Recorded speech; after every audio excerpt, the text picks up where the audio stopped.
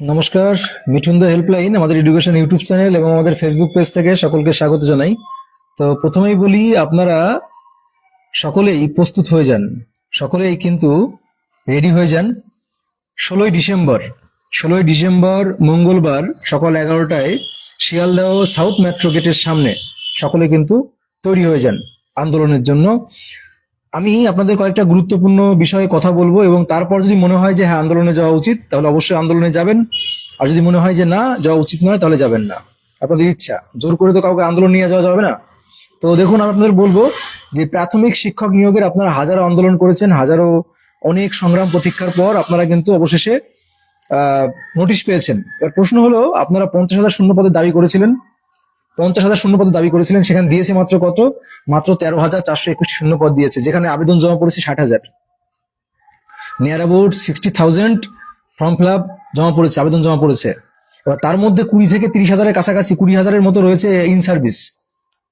তাহলে তাদের যে এক্সপিরিয়েন্স, তাদের যে আপনারা কিন্তু ফ্রেশাররা তাদের সঙ্গে অনেক পিছিয়ে যাবেন। তো এই জন্য সব দিক থেকে বিচার করতে গেলে আমাদের একটাই মাত্র পথ খোলা আছে, সেটা হচ্ছে শূন্য পদ বৃদ্ধি।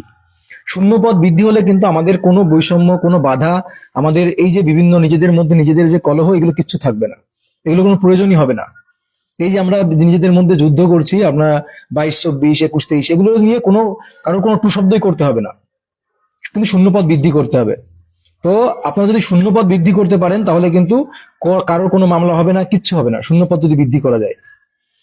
শূন্যপদ বৃদ্ধি হলে কোনো মামলার প্রয়োজন নেই, কিন্তু এরা কিন্তু শুধুমাত্র ক্যান্ডিডেট কমানোর জন্য মামলা করছে। কেন করছে? কারণ যে পরিমাণ হিউজ কম্পিটিশন হবে, বুঝতে পারছেন তো, সেই কম্পিটিশন থেকে বাঁচার একটাই মাত্র পথ খোলা আছে, সেটা হচ্ছে আপনাদের আন্দোলনে আসতে হবে। সকলকে অনুরোধ করব, করজোড়ে অনুরোধ করব, সমস্ত টেট পাস ক্যান্ডিডেট যারা রয়েছে, 22 স্টেট, 23 স্টেট, সেটা যে সেশনেই হন না কেন, প্রত্যেকটা সেশনের অনুরোধ করব, যদি শূন্য পদ বাড়ে তাহলে আপনাদের কোনো মামলার কোনো কিছু প্রয়োজন হবে না। আর সামনে যেহেতু ভোট রয়েছে, সামনে বিধানসভা ভোট রয়েছে, 26শে বিধানসভা ভোট। এবারে আমাদের দিদির 4র্থ টার্ম হবে, তিনি ক্ষমতায় আসবেন। তো তাকে ক্ষমতায় আসতে হলে এই প্রাথমিক শিক্ষক নিয়োগের শূন্যপদ বৃদ্ধি করতেই হবে। কারণ আমরা আরটিআই করে দেখেছি বা জেনেছি বিভিন্ন পত্রপত্রিকার মাধ্যমে যে আমাদের পশ্চিমবঙ্গে লক্ষ লক্ষ শূন্যপদ রয়েছে। আমাদের মাননীয় মুখ্যমন্ত্রী স্বয়ং বলেছেন 1,00,000 শূন্যপদ রয়েছে শিক্ষক নিয়োগের। এছাড়াও আমরা দেখতে পাচ্ছি, বিভিন্ন রিপোর্টে দেখেছি 2,000-এর মতো বিদ্যালয়ে সেখানে শিক্ষকই নেই, জিরো শিক্ষক অথবা একজন শিক্ষক। তো এগুলো নতুন করে বলার কিছু নেই, বহুবার বলেছি। তবে শুধু এটুকুই বলবো, এই যে আপনাদের ডিএলএড ঐক্যমঞ্চ যে আন্দোলনের ডাক দিয়েছে, তো অবশ্যই দলে দলে প্রত্যেকটা শিক্ষার্থী, দেখুন এবার তো ফর্ম ফিল আপ করে ফেলেছেন, আপনি সুনিশ্চিত আপনি ইন্টারভিউ যাচ্ছেন। তো নিজের চাকরিটিকে এবার সুনিশ্চিত করার জন্য, নিজের চাকরির মানে যে মেরিট লিস্ট আসার পর যেন কান্না না করতে হয়, অন্তত সেদিনের কথা চিন্তাটা করে অবশ্যই আন্দোলনে আসুন।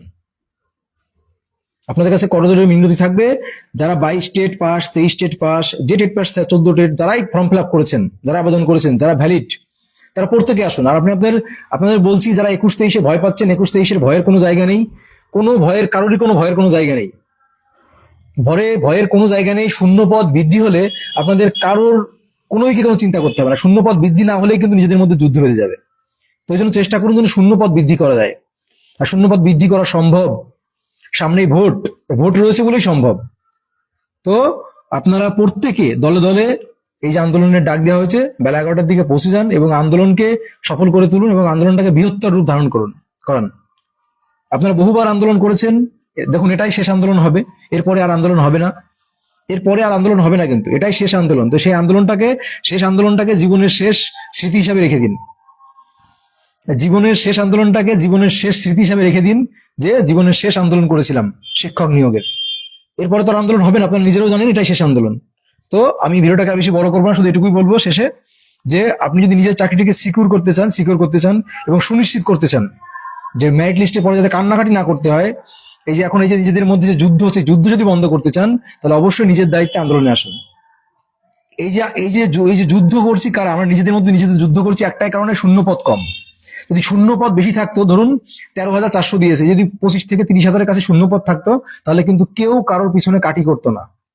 তো শূন্য পদটাই মেন বিষয়, এটা বাস্তব কথা বলছি। এই জন্য নিজ নিজ দায়িত্বে আসুন আন্দোলনে, নিজ দায়িত্বে। আর আন্দোলনে কেউ কাউকে জোর করে আনতে পারে না।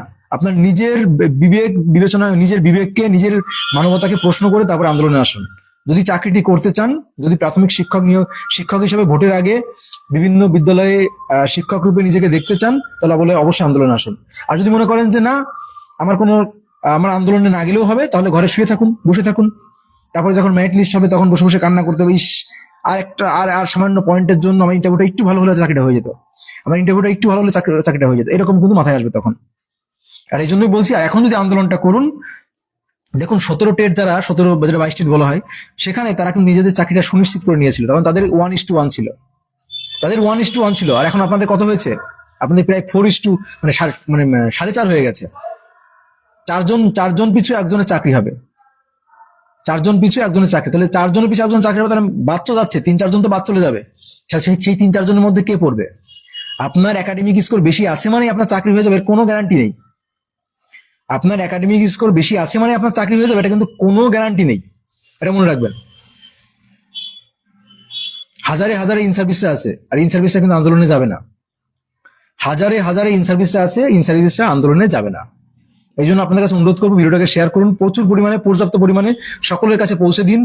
এই 16 তারিখে আন্দোলনটাকে সফল করে তুলুন নিজ দায়িত্বে। কেউ আপনাকে ফোর্স করবে না, কেউ আপনাকে লিড করবে না, আপনি নেতা, আপনি সবকিছু, সেটা মনে করে আন্দোলনে আসুন, নিজের জন্য আসুন, অন্য কারোর জন্য নয়। অবশ্যই সকলকে শেষ, যাই হোক আমি আর বলবো না, অনেক বলেছি, শুধু একটাই কথা বলবো, নিজের চাকরিকে যদি সুনিশ্চিত করতে চান তাহলে অবশ্যই আন্দোলনে আসুন, একটাই কথা। ভালো থাকবেন সকলে।